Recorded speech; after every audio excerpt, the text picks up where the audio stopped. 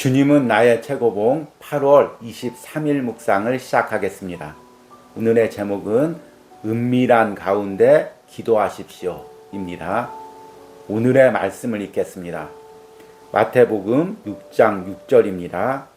너는 기도할 때 내 골방에 들어가 문을 닫고 은밀한 중에 계시는 내 아버지께 기도하라. 은밀한 중에 보시는 내 아버지께서 갚으시리라. 아멘. 오늘 읽은 마태복음 6장 6절은 산상수훈 말씀 중에서도 예수님께서 기도에 대한 가르침을 하신 말씀입니다. 당시 유대교는 대부분의 기도가 회중기도였습니다.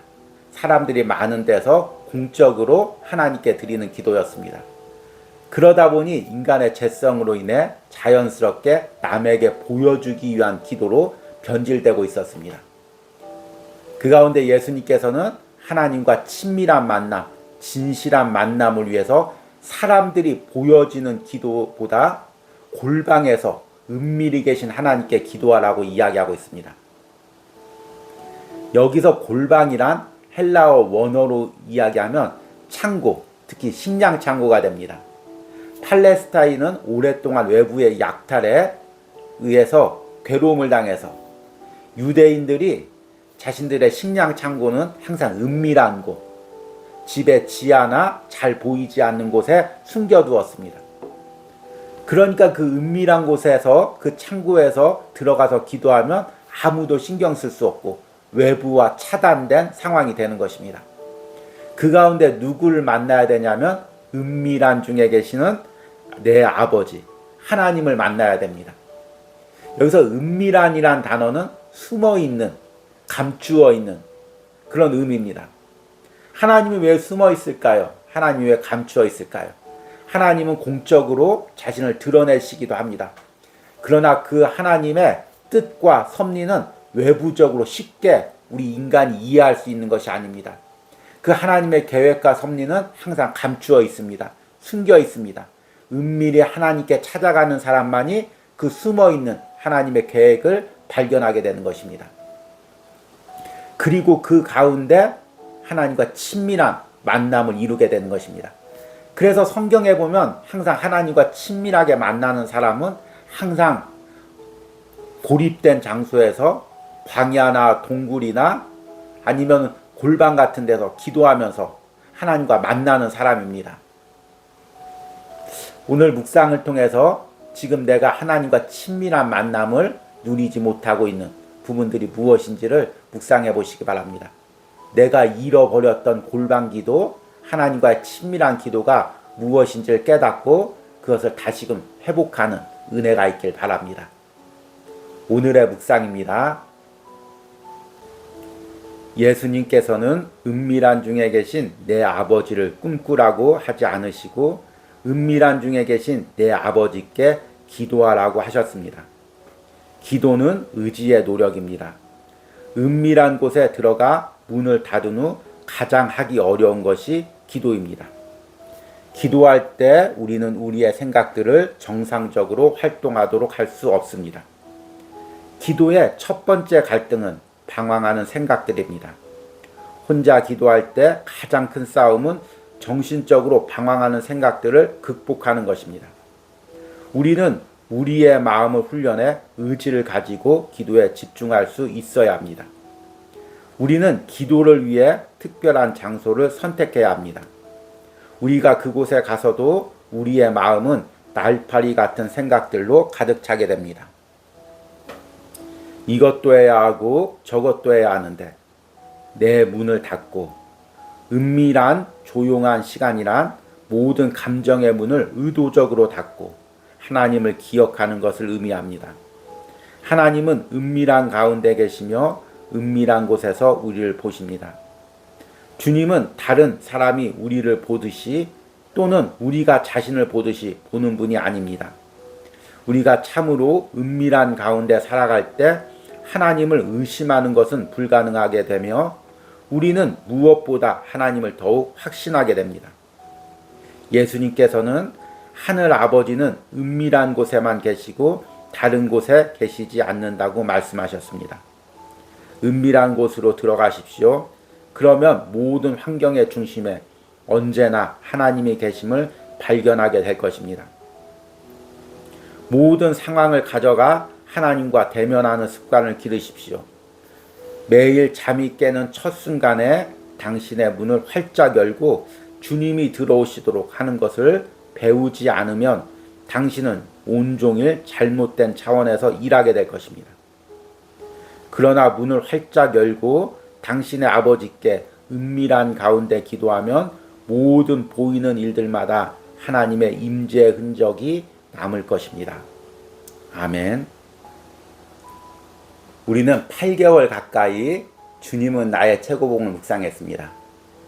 여러분들은 8개월 동안 주님은 나의 최고봉을 묵상하면서 이 주님은 나의 최고봉에서 저자가 하고자 하는 이야기가 무엇이라고 생각합니까?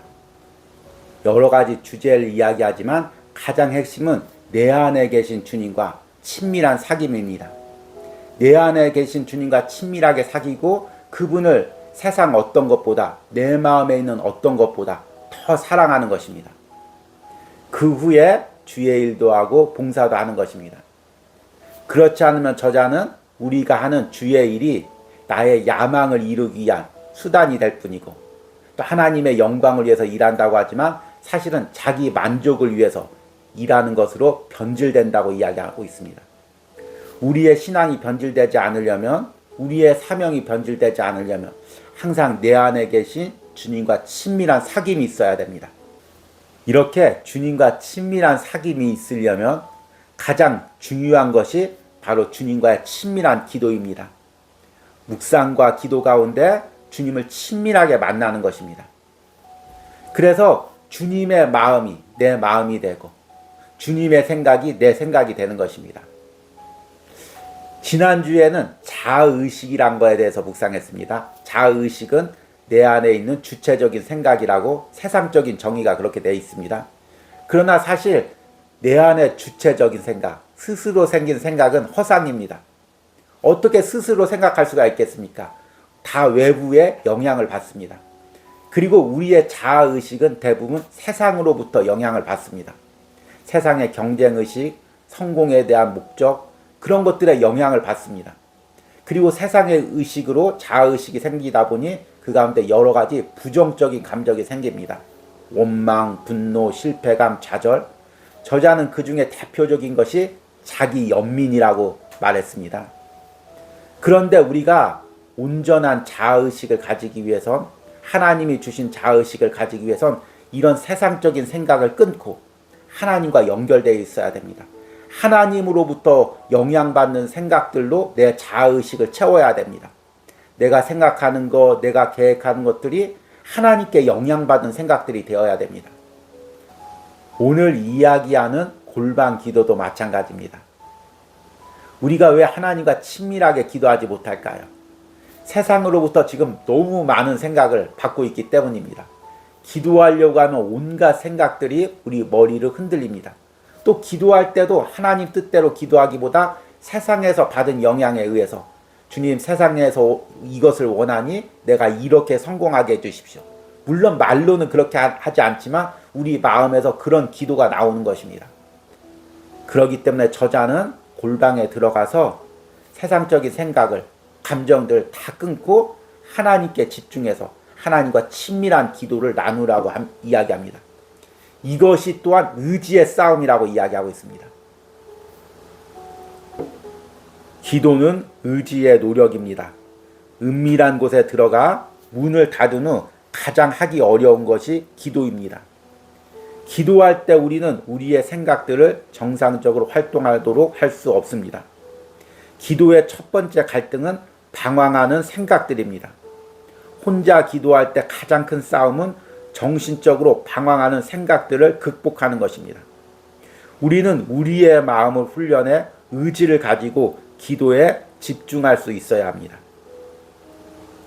저는 이 묵상을 이야기하면서 지금 내 상황과 너무 똑같구나 그걸 깨달았습니다.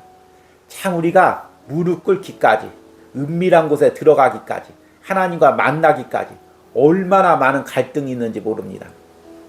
그 가운데 의지를 들여서 골방에 들어가서 무릎 꿇고 하나님을 만나는 것입니다. 그렇다고 또 끝나는 것이 아닙니다. 무릎 꿇고 기도하려고 하면 온갖 생각들이 나의 기도에 집중하지 못하게 합니다. 그럴 때마다 의지적으로 끊고 계속해서 내 생각을 하나님께 집중해야 됩니다. 그러니까 기도의 시작과 과정 그리고 끝맺음까지 모든 것이 영적 싸움이고 성령님께서 우리를 도와야만이 하나님과 친밀한 기도를 이룰 수가 있는 것입니다. 그 과정을 저자가 아주 적나라하게 표현하고 있습니다.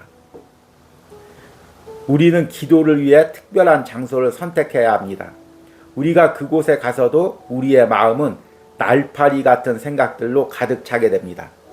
이것도 해야 하고 저것도 해야 하는데 내 문을 닫고 은밀한 조용한 시간이란 모든 감정의 문을 의도적으로 닫고 하나님을 기억하는 것을 의미합니다. 하나님은 은밀한 가운데 계시며 은밀한 곳에서 우리를 보십니다. 날파리 같은 생각들, 저자가 이렇게 표현하고 있는데 정말 기도할 때 보면 이런 생각들이 계속해서 우리를 흔듭니다. 저는 이제 기도하러 들어갈 때 제일 먼저 하는 것이 핸드폰을 갖다가 멀리 치워놓는 것입니다. 핸드폰을 가져다 놓으면 요즘에 쓸데없는 문자들 또 여러 가지 알림들이 정신없이 뜨면서 기도하는데 묵상하는데 우리를 방해하게 합니다. 그래서 우리가 모든 생각을 가져다주는 모든 요소들 차단하고 하나님과 은밀한 곳에서 만나서 기도해야 합니다. 주님은 나의 최고봉 저자는 계속해서 습관을 훈련하라고 이야기하고 있습니다. 이렇게 하나님께 의지를 들여 하나님과 매일 친밀한 만남을 누리는 것, 이것도 바로 습관이 훈련되어야 될 부분입니다. 저자가 오늘 묵상에서 마지막 부분에 이렇게 이야기합니다. 모든 상황을 가져가 하나님과 대면하는 습관을 기르십시오. 매일 잠이 깨는 첫 순간에 당신의 문을 활짝 열고 주님이 들어오시도록 하는 것을 배우지 않으면 당신은 온종일 잘못된 차원에서 일하게 될 것입니다. 그러나 문을 활짝 열고 당신의 아버지께 은밀한 가운데 기도하면 모든 보이는 일들마다 하나님의 임재의 흔적이 남을 것입니다. 오늘 하루를 시작하면서 여러분 묵상과 기도로 시작하십니까? 아니면 온갖 세상적 일들로 다시금 머리를 채우고 세상을 살아갑니까? 그러면 우리가 대면하는 모든 것들이 세상적인 것이 될 수밖에 없습니다. 우리가 항상 먼저 하나님께 기도하고 특별히 은밀한 곳에 골방에 들어가서 하나님과 친밀한 사귐을 나누는 여러분들이 되길 바랍니다. 오늘의 적용 질문입니다.